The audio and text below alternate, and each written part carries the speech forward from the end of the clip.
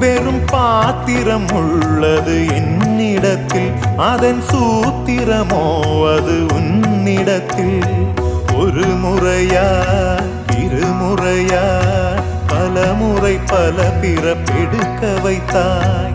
புதுவினையா பழவினையா கணம் கணம் தினம் என்னை துடிக்க வைத்தாய். பொருளுக்கு அலைந்திடும் பொருளற்ற வாழ்க்கையும் துரத்துதே.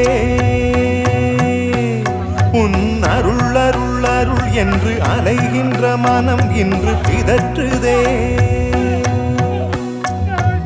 அருள் விழியால் நோக்குவாய், மலர்பதத்தால் தாங்குவாய்.